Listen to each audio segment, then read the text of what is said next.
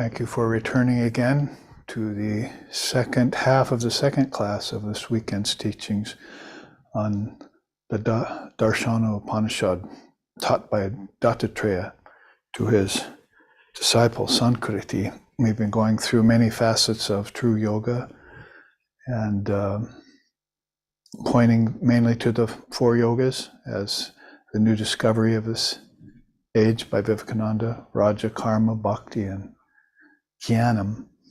There's a lot of Jnanam mixed in with Raja. The two are really based in knowledge. So we heard from my teacher at the beginning of the first half that if you study the Raja Yoga system and accept that as true yoga, then it won't be long before you come upon the presence of this divine power. Don't have to put that necessarily in terms of gender, like male and female, divine mother. We just know that the Lord and Mother are a divine couple, and they work together perfectly. When we look in India towards the masculine, if you want to put it that way, we look towards formlessness, Brahman. And then when we look at the operations of the universe, we look towards Shakti, the divine mother. And Brahman and Shakti are one, like fire in its heat, water in its wetness, as the words of Sri Ramakrishna have expressed it. So sometimes it's very difficult to tell them apart, and quite often both of them are hidden. It's the main problem, isn't it? Oh, this divine couple, I can't see either of them. One of them's formless and one of them's hidden, hiding herself all the time. So what's left over when that happens? This world bewitching Maya is left over.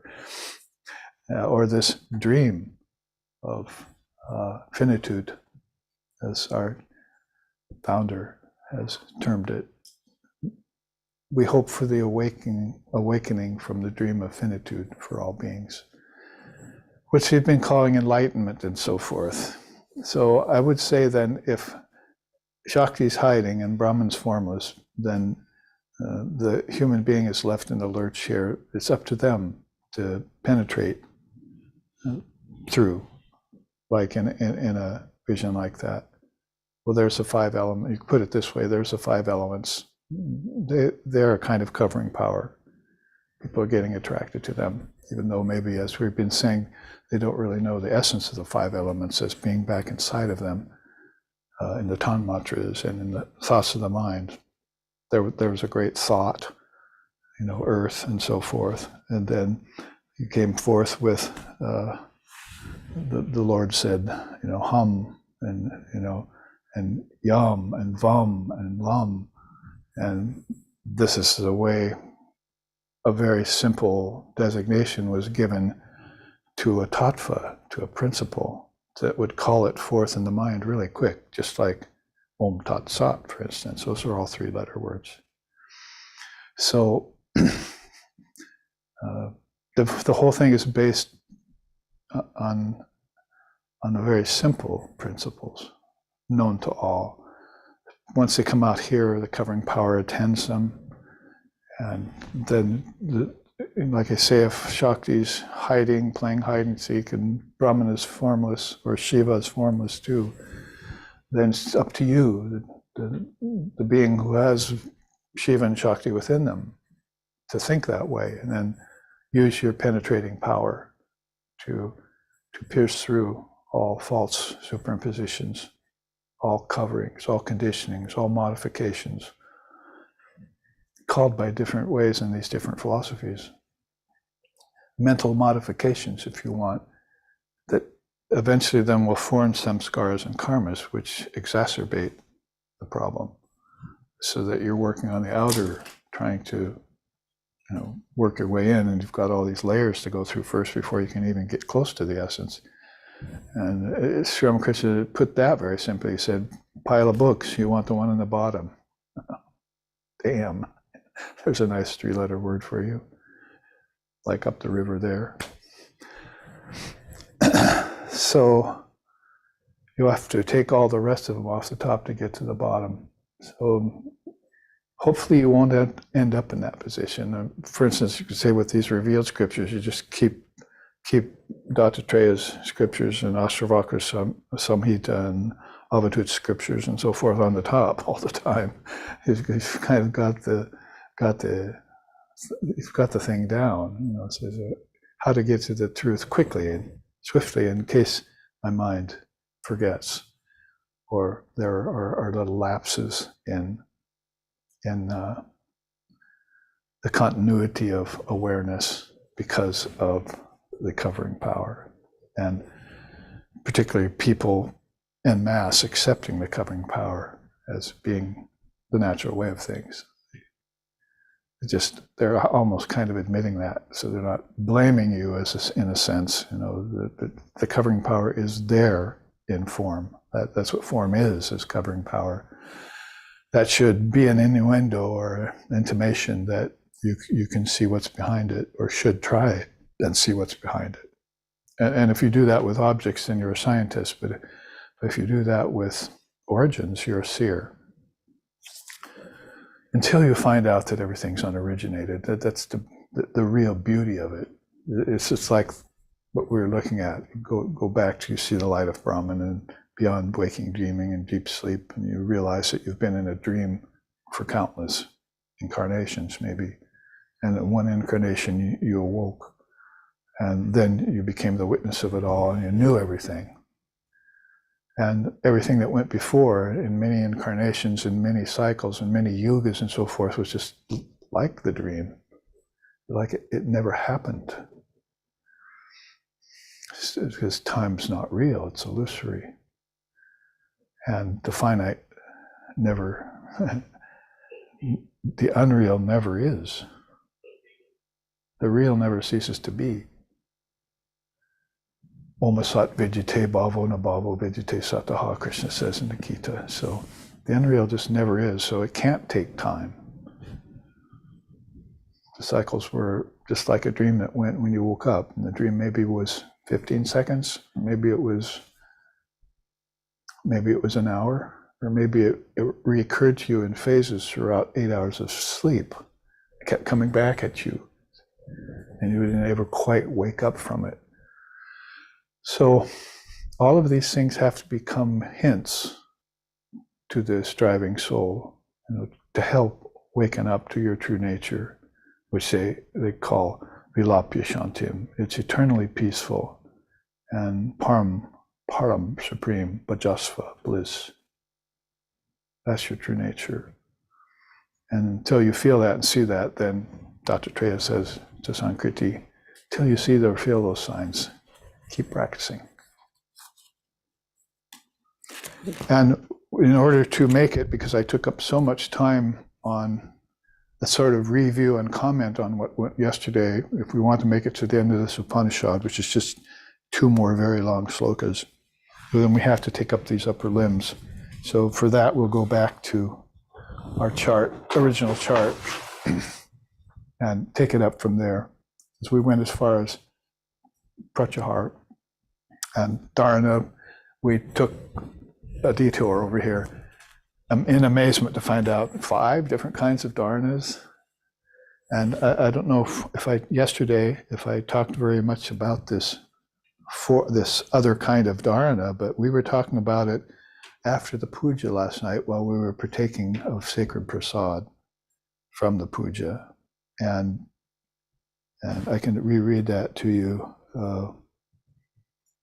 He tells him about this 5-fold concentration of taking words for the 5 elements, putting them at the various locations of the body as a template, and then saying those words and thinking of which deities go with each one of these. Brahma with earth, Vishnu with water, Rudra, of course, with fire, and so you made up these things all in one meditation. It's sort of like when I taught early in SRV the burning pillar meditation. Remember that? And you had 6 different centers. So sometimes there's 5, sometimes there's 7, sometimes there's 6, and you sort of have to adopt and make the coalescence of those in your understanding. But basically, it's like that. You hold this vision for a while and meditate there, and vibrate. intensely in your mind, so that you shake loose a little bit of this Kundalini power into your central channel. Very hard to teach and very hard to try and explain in a physically oriented, hatha yoga oriented, materialistic culture kind of setting, to talk about things, because you're having to use bodies and lungs and things like that to explain things that are beyond bodies and lungs. And people will tend to lodge at bodies. And as they're breathing, they're acting, they're eating. So what can you do to get them? The whole purpose of it is to get them behind the body, to get them out of actually being born in bodies. And do we have to disguise that fact that there's one philosophy or one religion in the world that wants you up and out of here? Do we have to coddle to the rebirth process when everyone's suffering here? And when they suffer, then they say, why are we suffering? And you give them an answer and they walk away from it. Here's how not to suffer. Here's how not to get disease. Here's how not to suffer old age anymore. Here's how not to be reborn again with those ancestors that are ticks in your flesh, see? With those children who have turned evil and just want your money.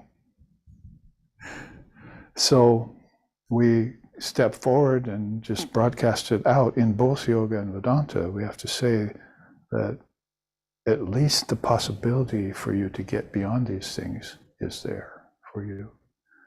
And you can still have your body, you can still have your breath, you can still have your food, you can still have your pleasures, but your pleasures will become, to quote Vivekananda, exquisite pleasures, based in deep meaning. It's like really tasting food for the first time, really taking a real breath of oxygen for the first time, all the time. That's Vilapi Shantim Paramam Vajasva, eternal peace and ecstatic bliss.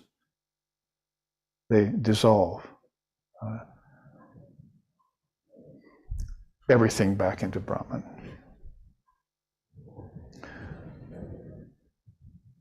Tam Vyachya, that is, dissolve everything, Shankar says.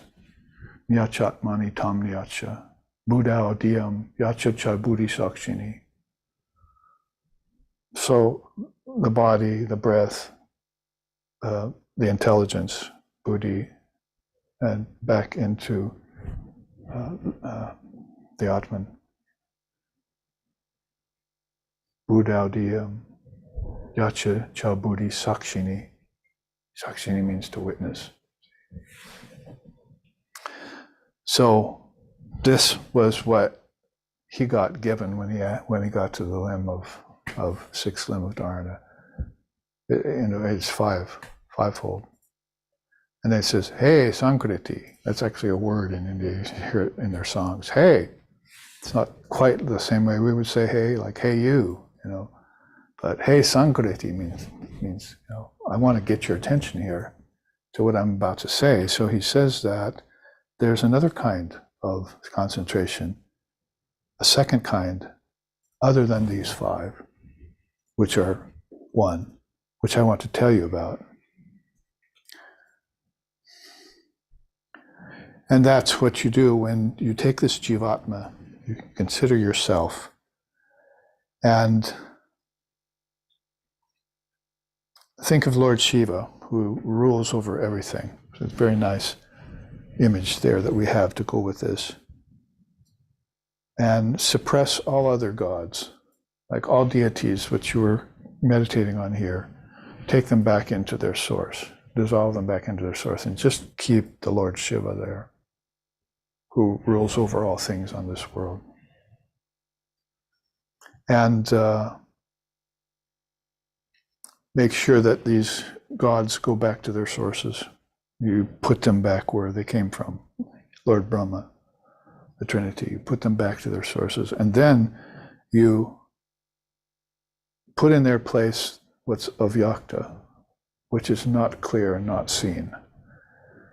Sort of like saying, you have to intuit that there's a formless reality. And didn't we just say that form covers things naturally? That should be a warning to you.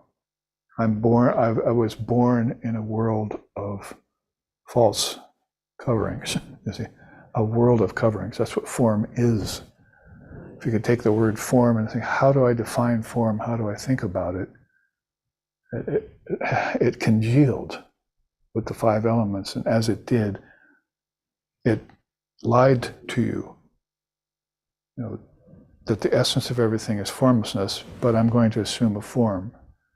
So sort of deter you from finding your true nature. So I accepted this when I was born, the world of name and form. Form was one thing, then I named it, and that turned into a whole other thing. The original names I forgot. See? Mother gave you a name, your guru gave you a name, Brahman gave everything a name, if you will. But then when you came out here, everything turned into forms and everyone gave it different names in different languages. And so you were born into this. Name, form, time, space, causality, fivefold Maya. No one ever defined Maya like that until Vivekananda arrived. They were calling it illusion. That's not going to cut it. And it certainly isn't its own reality. It's like poison and snake. It's also responsible for your growth. It's like the skin of a mango.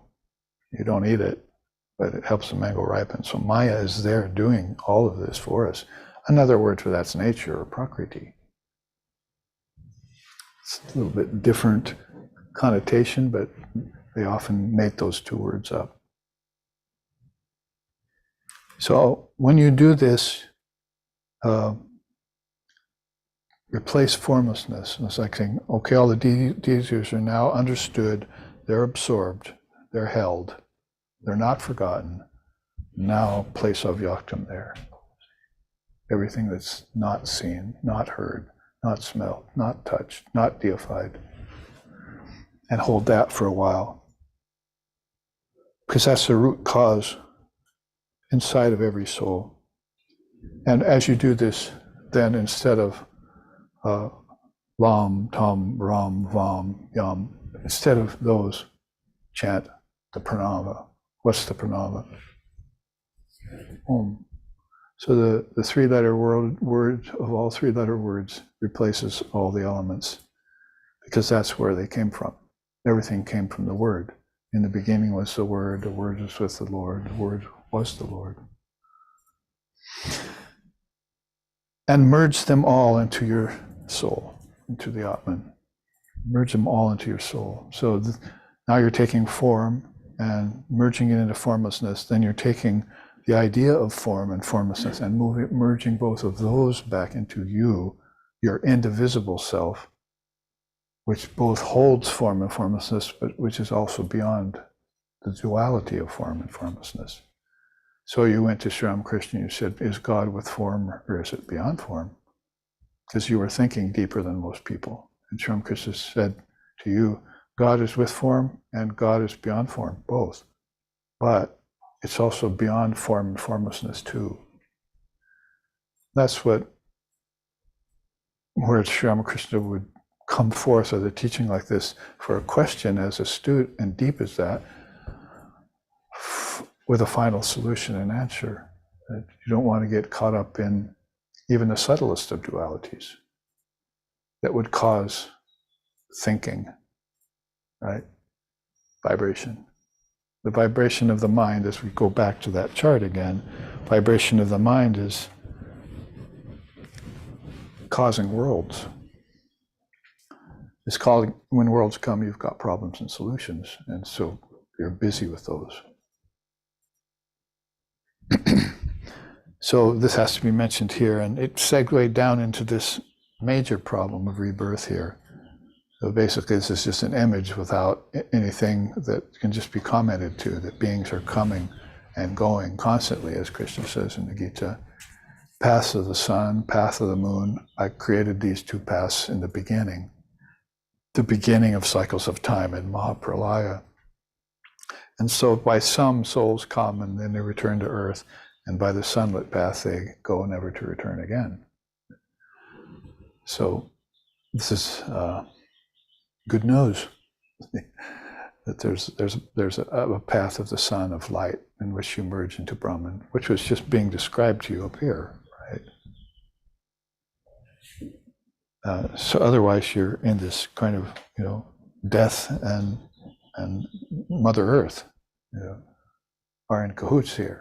And you're just passing through there, getting old, getting reborn, thinking that you're born again, thinking that you get old, thinking that you die, and doing it all over again. And this is an ongoing loop, a Kala chakra, the circle of your ancestors, basically, is here. And then, if you look at Dattatreya's teaching and Sri Ramakrishna's saying that we just said, then you know that there's a way out of it.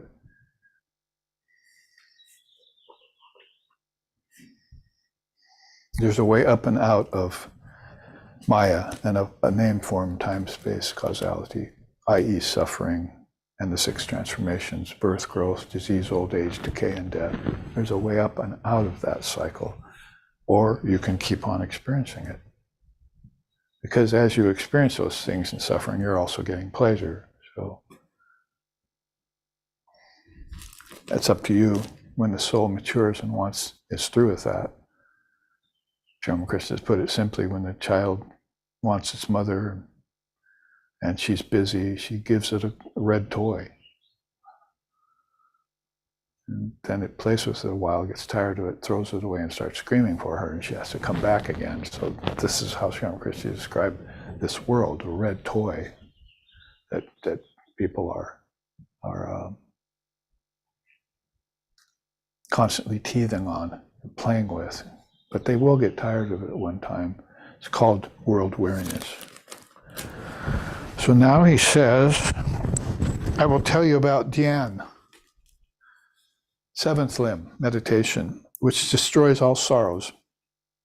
Dhyan should be done on that Maheshvara, that is the Lord of the worlds, who is the medicine for all problems arising out of birth, who is the discipline and fundamental basis of the world, who is of the form of the Parabrahma, the Supreme Brahman, who has the masculine power moving inwards and upwards, who is the form of the world, who is Virupaksha, the name of the Swami who gave me this, Virupakshananda. In India, he's now passed, I think. God bless him. Who is Virupaksha, and who is the head of all yogis, who say to themselves, I am he. Then continue to do dhyan of that one who is beyond the reach of this Shiva, and is beyond the reach of meditation as well, who is the personification of Satchid Ananda. That's with a D, Satchid Ananda Brahman. And who is the soul in the person of I am he, for attaining of liberation. In the mind of that great Purusha who practices like this, the science of Vedanta will automatically appear. So that's why we say Vedanta is not a religion, it's not a denomination, it's not a practice, it's a statement of fact, it's a statement of truth. Yoga is a practice, Tantra is worship, Samkhya is a listing of all the building blocks of everything. Not just out here, scientific building blocks of objects and so forth, out to particles that just dissolve at the billionth of a second, but all the way back into the dissolution of all tattvas, like intelligence and thought and even witness, back into the source. Dissolution of all of that inwardly, not just outwardly, back to its original source.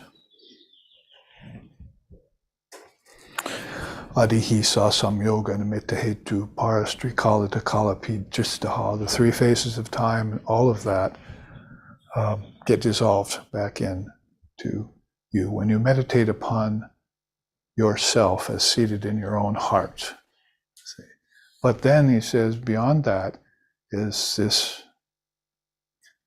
meditation that you do on what's beyond meditation and meditator. The Avatud actually sings about that at times. When he sings, Jatanate na hridaye nachate samadir Jnanam nate hridaye nabahi pradesha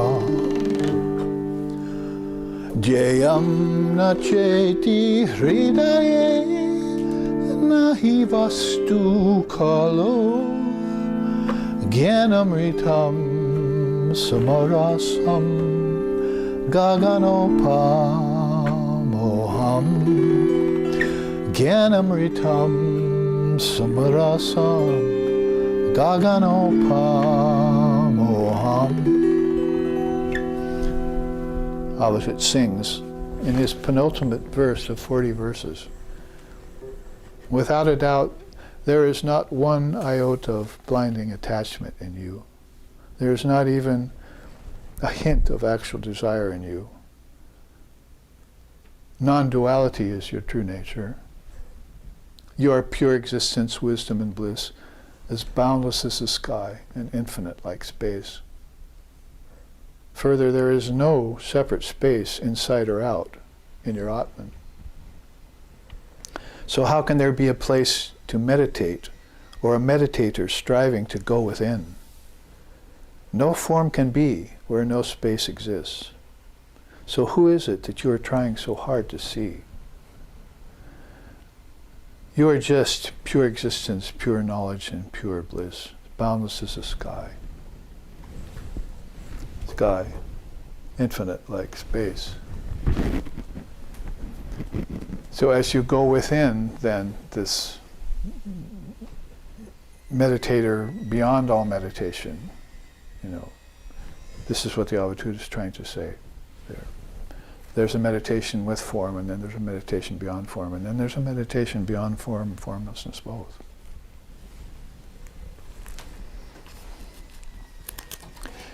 And that's his teaching on meditation to Samkriti.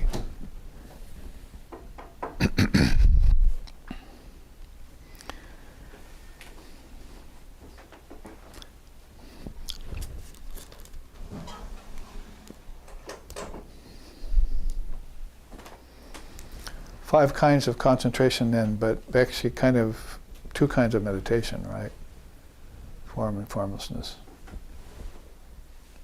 And maybe three, if you want to say beyond form and formlessness too, but he gives instructions for those two.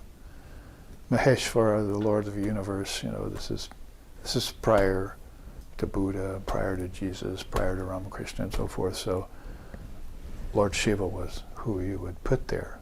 The Lord of the worlds, Maheshvara, the Lord of all the worlds. And so you put him there in your heart and meditate upon him with all of these attributes that are tattvas that are so powerful.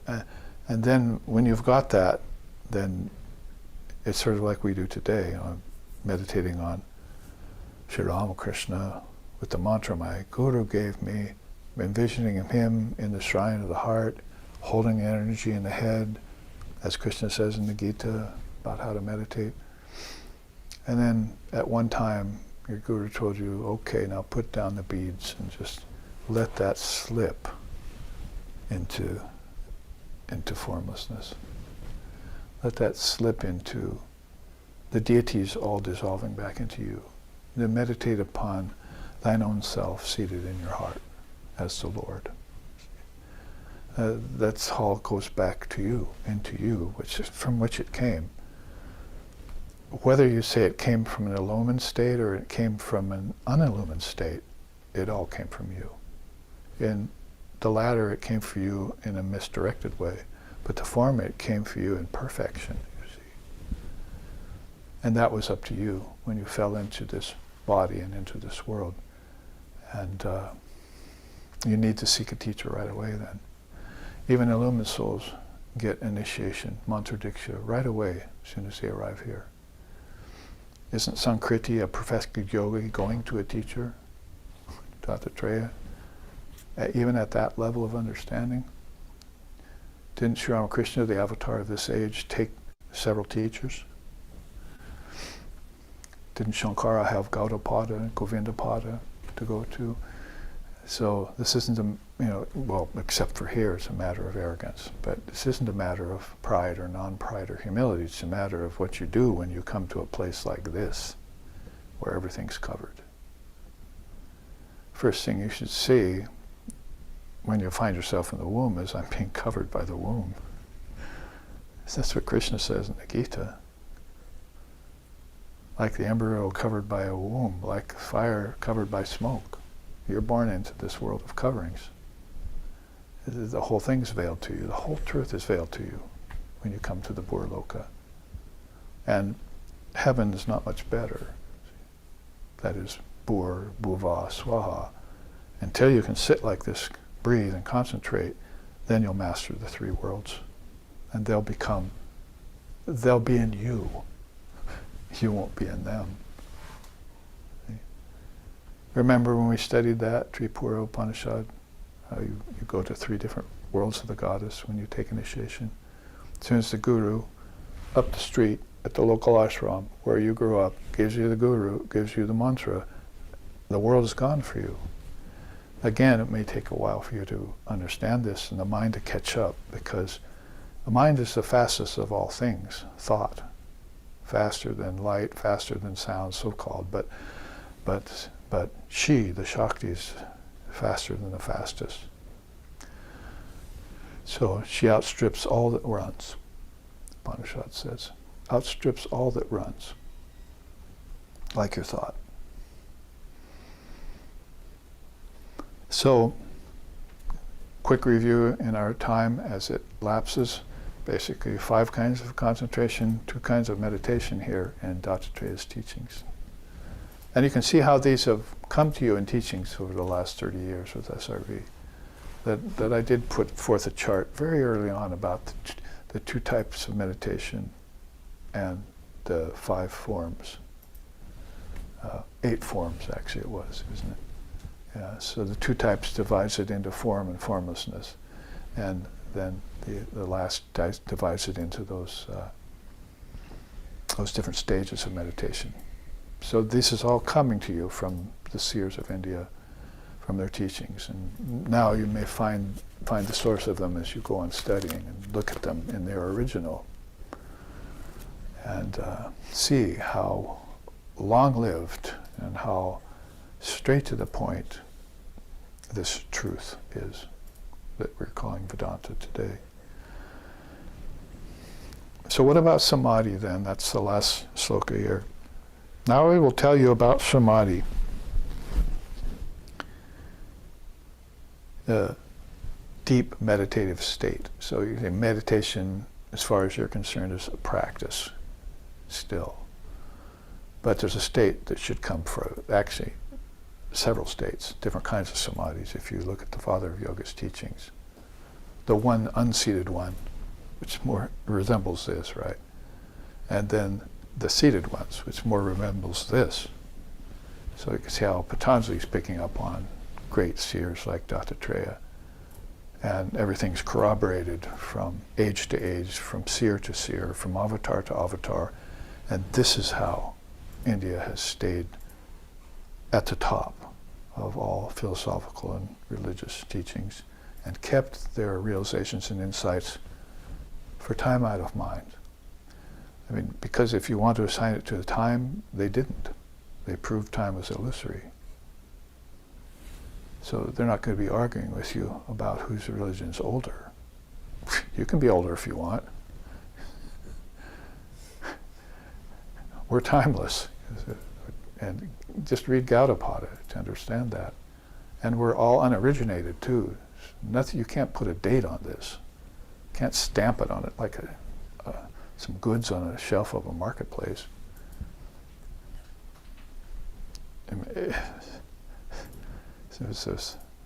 except maybe the body. You see, I heard a joke once is that when you're born, they stamp the date of your death on your rear end.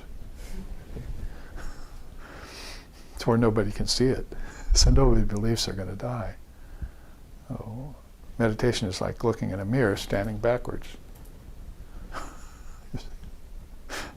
Oh, that's when I'm going to die, you see. God.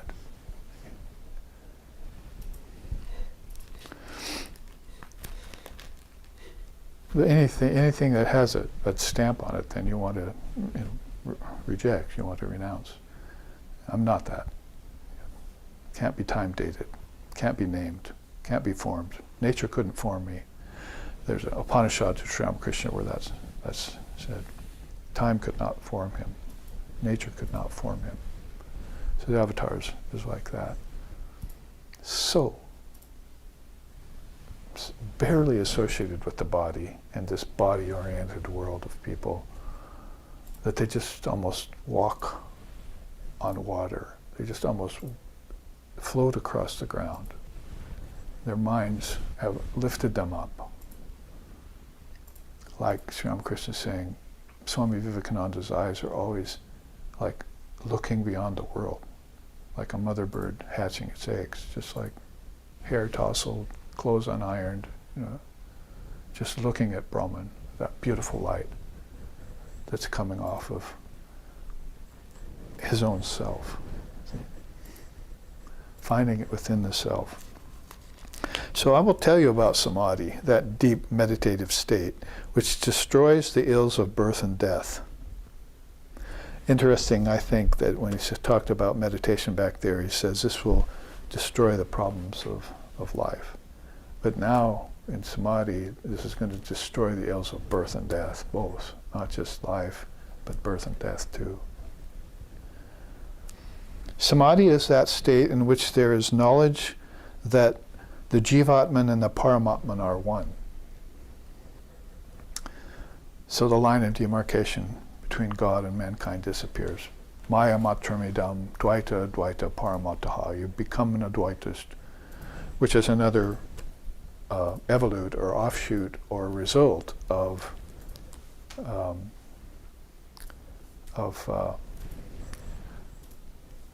merging the self into Brahman in those forms of meditation.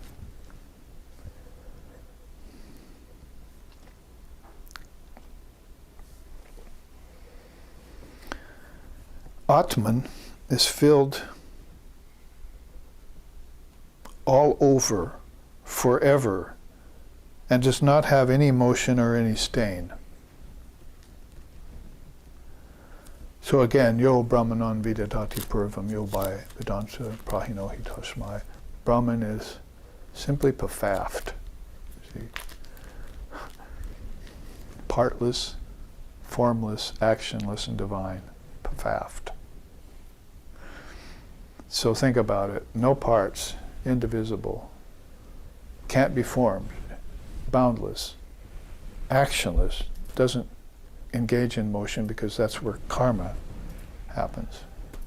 You stand up here, walk across a room, stub your toe, or whatever, fall down the stairs, get hit by a car. Heard that happened to someone recently. Well, basically that's motion is karma, cause and effect. You initiate something, you go towards some obstacle, and the obstacle can be very fine. It can be fur-lined, like pleasure, and kick back. So, just saying here, no motion and no stain, divine, partless, actionless, formless, and divine. Words that can define the indefinable as far as possible. Really, there is no difference between these so-called objects that you see. When one sees all objects within the self, and himself as a part of those objects, he attains Brahman. Or put it in an anterior way, if you don't see all these things as coming out of yourself, then you won't see Brahman in them. So you go back to the earlier slokas that he's teaching, why you start off with the yamas and niyamas, single position, a breath that balances everything, a pratyahara that's mature, and then on to the higher limbs. Those who don't, they fall into the illusion of finitude, that all of these things have a separate existence from me. But that's not what they're saying here. They're saying all things are, you're one with all things, and all things are one with you. They're in you.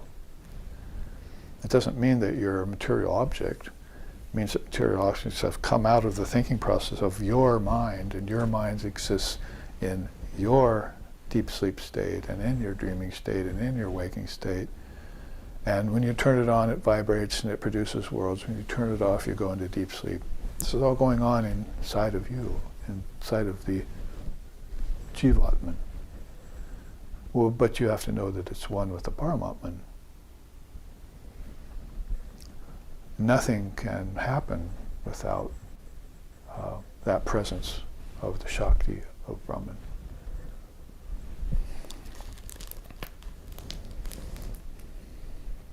So one of the things we're saying today is that, both of those are hidden. The reality and its dynamic power are both hidden. That should be warning enough for you here to back off from birth and death in any way you can possibly manage it. Get your salvation, get your liberation.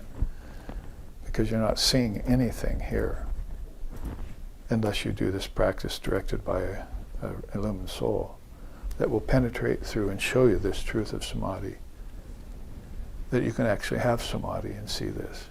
Not just think you had it because you got dizzy or intoxicated and then sort of walk off thinking, I've had samadhi, and put it in your business brochure. See? I've seen that done.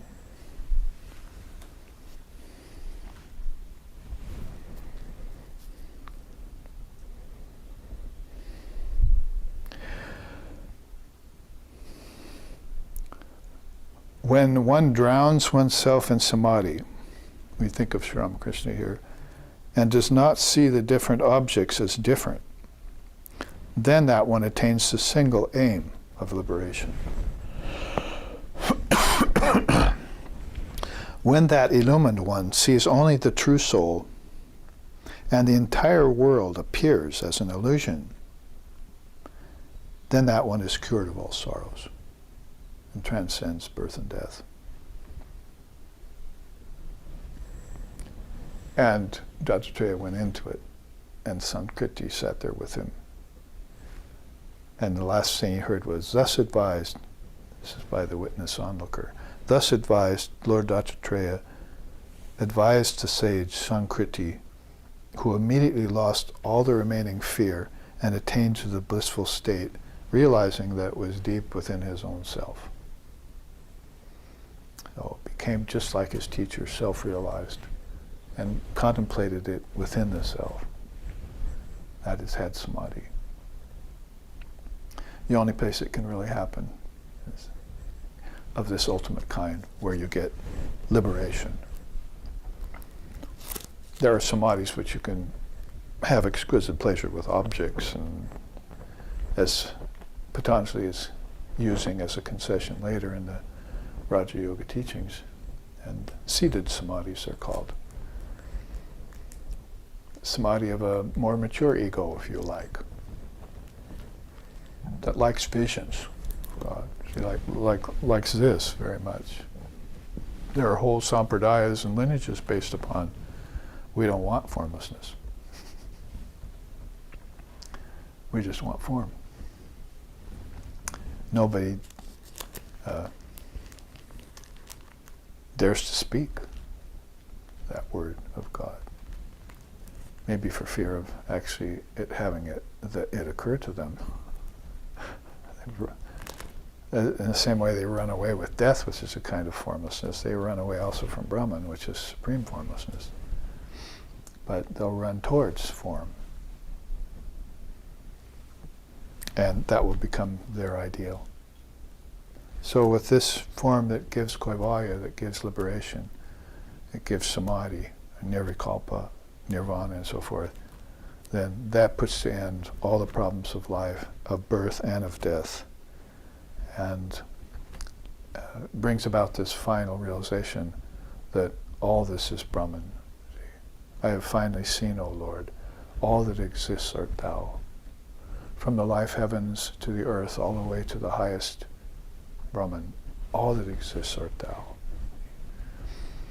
And the final conclusion of another great being who was following the path of bhakti, when I had that realization. So again, these four great yogas are very important, and that's the Darshanopanisad. And we looked at it up to here. This is just a further reiteration of what was said on this tree of yoga, which is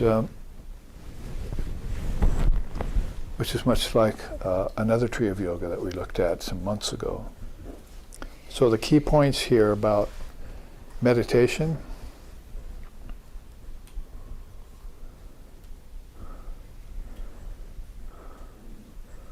Of the two types of meditation that destroy sorrow, the first must be done on Maheshvara, that Virupaksha, who is the form of Parabrahma.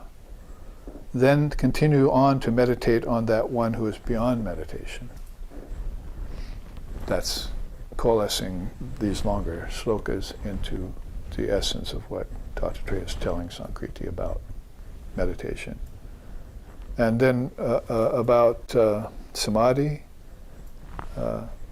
he says, samadhi destroys the ills of birth and death. It is the supreme state in which the knowledge of the oneness of the Jivatman and the Paramatman is actually experienced, not just heard about or maybe had a little vision of, but it's actually experienced as the ongoing reality. Or one way would put it is that, you come to realize that the apparently individualized soul is actually the supreme soul.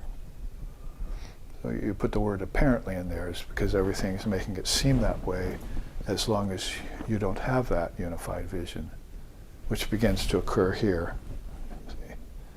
at that high level of consciousness, and dissolves here at the crown.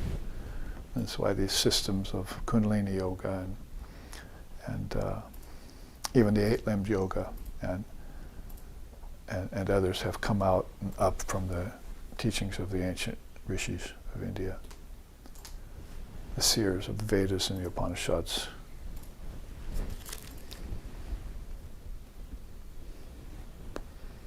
And I think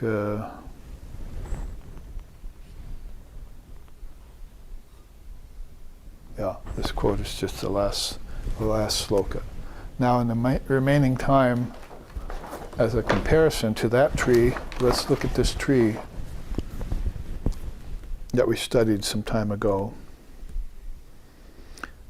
and giving more credence and more clarity to the fact that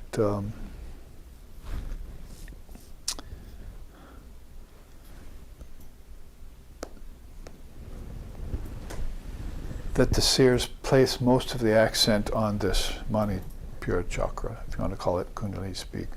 So basically, you might as well say the yamas and niyamas are just already there in you, and you don't really need to master your posture or breathe.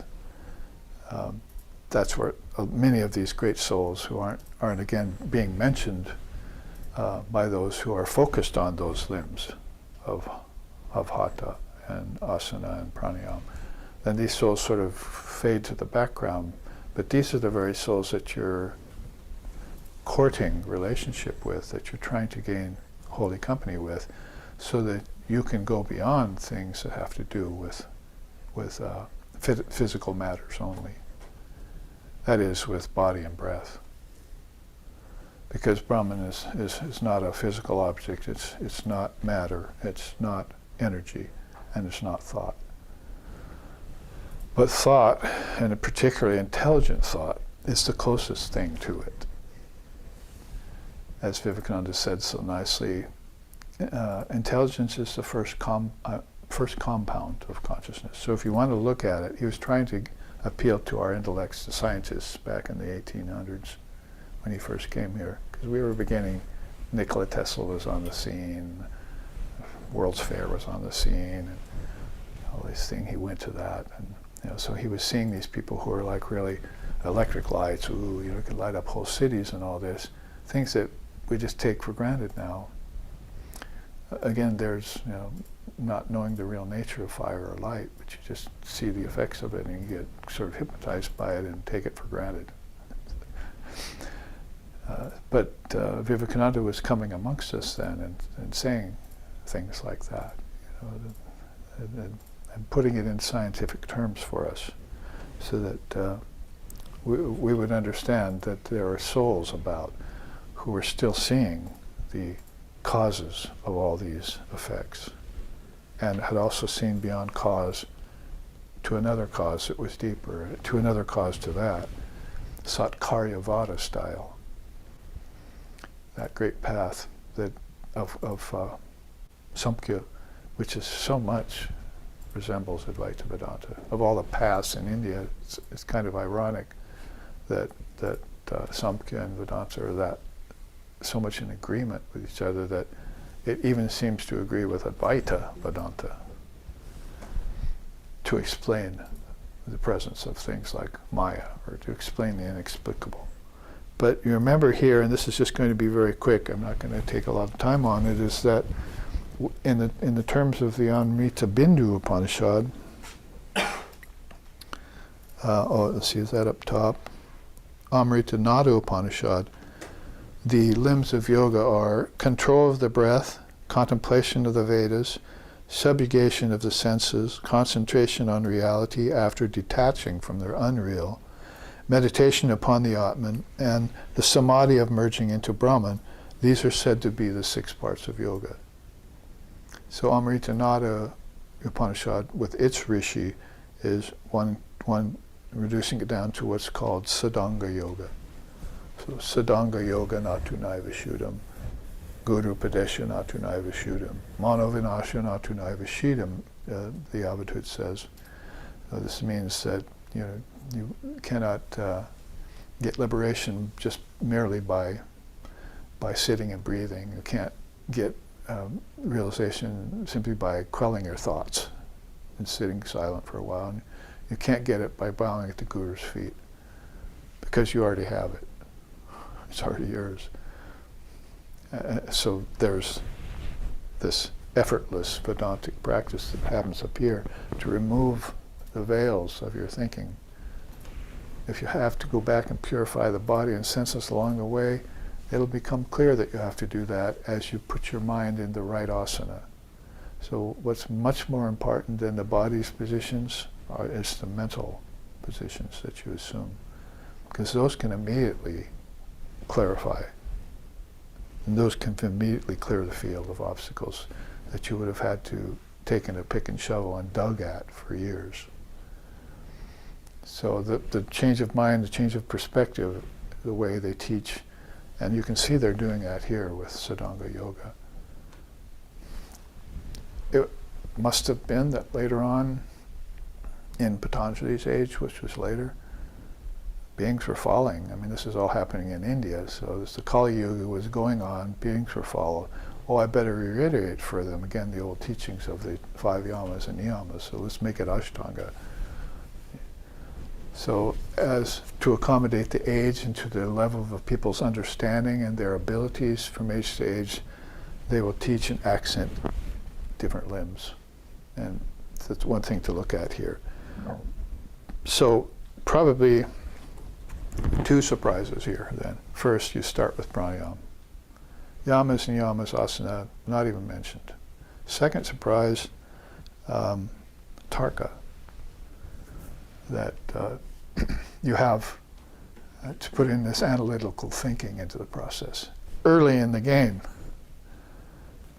it's like when you breathe, you're not breathing to perspire, or you're not breathing to purify the physical nadis alone, because you have some blockage somewhere. Someone said that just a couple nights ago to me. I've got some, the granthis you're talking about, I have some in my arm.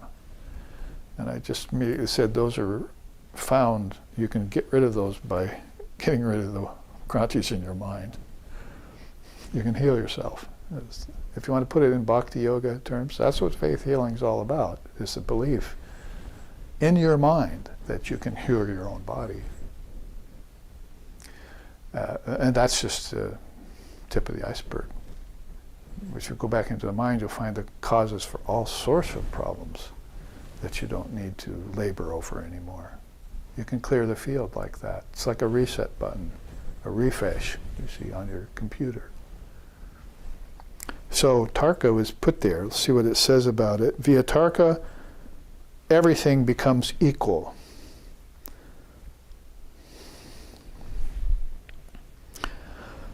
So long as such inference does not conflict with the Vedas. So they're not giving you free rein just to go off half-cock and draw from this source and that source. Sri Ramakrishna said, cows that eat from different fields, they give a lot of milk, but it comes out tasting funny. The cow that just eats from one field gives less milk, but its milk is very sweet and very pure. So, especially in these stages, you want to become very focused along that guru, method, mantra, practice line, right? And stay committed to it. The people that in my life that I know did that, followed through and attained. And then so many people I saw that deviated from that and gave it up or walked away from it and just did a little bit. See? Then that little bit is what they'll take with them. And it's a seed planted, no doubt. Vivekananda said that himself. The seed has been planted in you to recognize and remember these great teachings when they were given to you. But if you sit with the teacher long enough and stay with them long enough, and you use that mantra long enough, and you conclude the method as Lord Kapila told you to do, take one method and fulfill it, then that's one of the 8 great accomplishments. If you can just get one teacher, study one method, and master it. So very important, because there is a lot of casting about with teachers, religions, and acharyas and gurus and so forth going on. Find a good one, go deep in it, and then you yourself cut yourself into an image of that perfection. I wanted to show that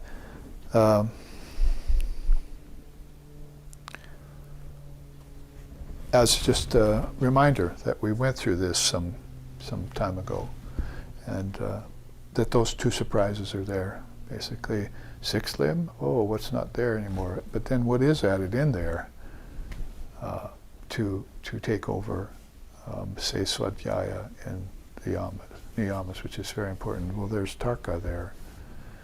And so that quick usage of the mind to get rid of any ignorance that has formed or is beginning to form, you want to do that quick before it solidifies and becomes a samskara or into a granthi in the mind's thinking.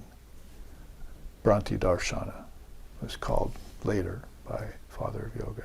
Deluded thinking, unclear thinking, Bhranti, delusion. I'm not thinking right. That means philosophically. Because the other thinking is not even thinking, so you can't even really apply it.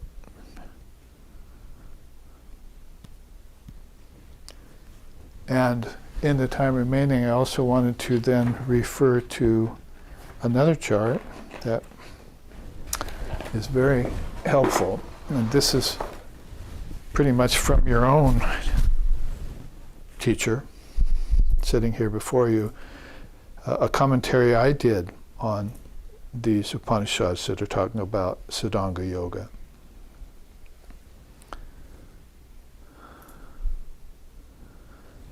So there's Amritanada Upanishad again, which we just looked at those teachings on that tree. It says, through pranayam, the gross stains are burnt.